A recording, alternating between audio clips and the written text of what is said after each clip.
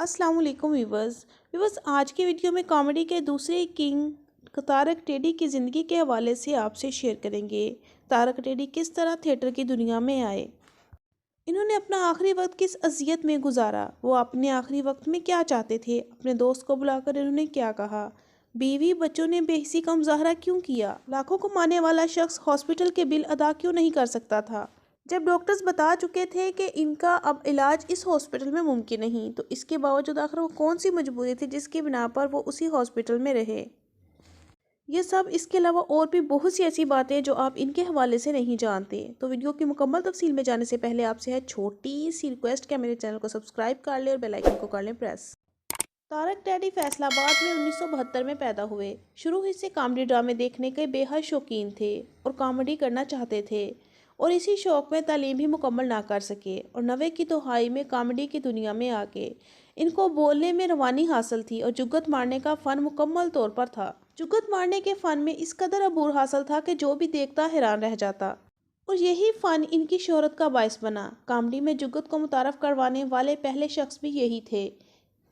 जहां इन्होंने जुगत को कॉमेडी में मुतारफ़ करवाया वहीं फैमिली थिएटर से दूर होती गईं, क्योंकि जुगत बाजी में जू मैनी अल्फाज जू मैनी फ़िक्रे जिसकी वजह से कॉमेडी इस तरीके की हो गई थी, इस कदर बेहुदापन आ गया था कि फैमिलियां अब थिएटर का रुख कम ही करती थीं। नाज़रीन, आज भी थिएटर में ये जू मैनी अल्फाज और जू मैनी फ़िक्रे बहुत ज़्यादा इस्तेमाल होते हैं और यही वजह है कि फैमिली अब थिएटर का रुख नहीं करती। ज़ूमैनी अल्फाज और अखलाकियात से गिरे हुए जुमलों की वजह से फैमिलीज़ इनका इधर का रुख नहीं करती। कॉमेडी की दुनिया में इन्हें बेपनाह शोहरत हासिल हुई और ये फैसलाबाद से लाहौर शिफ्ट हो गए। आलीशान घर बनवाया, बैंक बैलेंस सब कुछ था इनके पास। इन्होंने आसमा नामी खातून से शादी की जिनमें से इनकी 2 बेटियां और 1 बेटा है। ये शादी काफ़ी अरसा बहुत अच्छे तरीके से गुजरी, लेकिन बाद में नाचाकी और झगड़े रहने लगे और फिर आखिरकार दोनों में सेपरेशन हो गई। दोनों बेटियां माँ के साथ चली गई और इकलौता बेटा इनके पास रहा। इनकी साबका अहलिया ने बच्चियों के अखराजात के हवाले से अदालत में केस किया।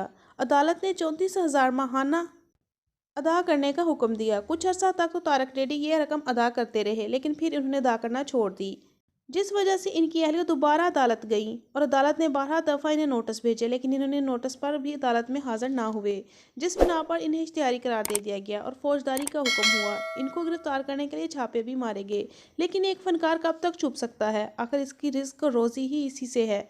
लिहाजा इन्होंने अदालत में जाकर तमाम वाजिबुल अखराजात अदा किए और अपनी जान छुड़वाई। इसके बाद ये काफ़ी ज़्यादा डिप्रेशन का शिकार होने लगे और काफ़ी ज़्यादा शराब नोशी करने लगे। ये जिगर की बीमारी का शिकार हो गए। 2015 में ये हॉस्पिटल गए और जिगर की बीमारी तशखीस हुई, लेकिन इलाज करवाने के बाद ये कुछ तंदुरुस्त हो गए और दोबारा से थिएटर ज्वाइन कर लिया।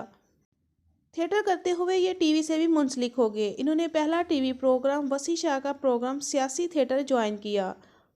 2022 में ही ये लाहौर अल्फलाब स्टेज पर ड्रामा कर रहे थे कि इन्हें तबीयत खराबी महसूस हुई और तबीयत की खराबी पर इन्हें हॉस्पिटल एडमिट किया गया, जहां इन्हें इब्तदाई तबी इमदाद दी गई और आईसीयू में मुंतकिल कर दिया गया। अजीज़ों कार और रिश्तेदार सब इनके पीछे गए, सब पता करते रहे, लेकिन किसी ने इनकी माली इमदाद ना की और माली इमदाद के लिए मुख्तलिफ तरह के प्रोग्राम्स पर भी बताया गया, लेकिन किसी हवाले से कोई सुनाई ना हुई। तारक टेडी को जिगर के मसले के साथ साथ किडनी का मसला भी दरपेश था और किडनी ट्रांसप्लांट ही मुमकिन था। डॉक्टर्स इनको बता चुके थे कि अब इनका इलाज इस हॉस्पिटल में मुमकिन नहीं, लेकिन इसके बावजूद भी इनके पास बिल अदा करने के पैसे नहीं थे और उन्हें उसी हॉस्पिटल में रहना पड़ा, क्योंकि जब तक बिल अदा नहीं किया जाता उन्हें डिस्चार्ज नहीं किया गया। अपने आखिरी वक्त में ये बहुत ज़्यादा अजियत में थे, क्योंकि इनके अंदर से बहुत ज़्यादा ब्लीडिंग हो रही थी और ब्लीडिंग इतनी ज़्यादा हो रही थी कि इनको संभालना बहुत मुश्किल हो रहा था। बात करते थे तो खून आता था। इनके एक दोस्त कैसर का कहना है कि मुझे 2 दिन से बुला रहे थे, मैं सिर्फ 2 दिन इनके पास हाज़िर नहीं हुआ था, लेकिन तारक टेडी मुझे बार बार बुला रहे थे। जब मैं उनके पास गया तो उन्होंने कहा कि ये इमदाद वगैरह क्यों मांग रहे हैं, मुझे अच्छा नहीं लगता कि बार बार मेरे लिए इमदाद मांगी जाए। जिस पर उनका कहना था कि अगर लोग इमदाद मांग रहे हैं, अगर आप हुकूमत आपकी इमदाद कर देगी तो हमारी हुकूमत है, हमारा पैसा है, इसमें कोई बुरा नहीं, और अगर आप ये पैसा नहीं रखना चाहते, वापस करना चाहते हो, तो जब आप ठीक हो जाओगे तो वापस कर देना। जिस पर वो खामोश हो गए। उन्होंने मजीद कहा कि तारक टेडी का कहना था कि कोई इमदाद नहीं करेगा, आप मेरा घर बेच दो, मेरी गाड़ी बेच दो, ताकि हॉस्पिटल्स के बिल अदा हो सके।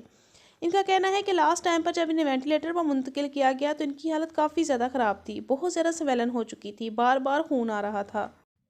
ان کا بولنا بہت مشکل تھا۔ وہ شخص جو ہر وقت بولتا رہتا ہو، جن کو بولنے میں روانی حاصل ہو، آج ان سے بولا نہیں جا رہا تھا اور یہ انتہائی اذیت اور کربناک موقع تھا۔ انہوں نے بتایا کہ جب ان کی طبیعت بہت زیادہ خراب تھی، بولنے میں بلیڈنگ ہو رہی تھی، تو پھر بھی ڈاکٹرز کے ساتھ ہنسی مذاق جاری تھا۔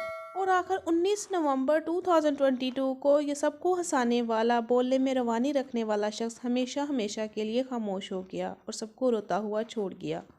اللہ پاک ان کی مغفرت فرمائے اور ان کے لواحقین کو صبر عطا فرمائے، آمین ثم آمین۔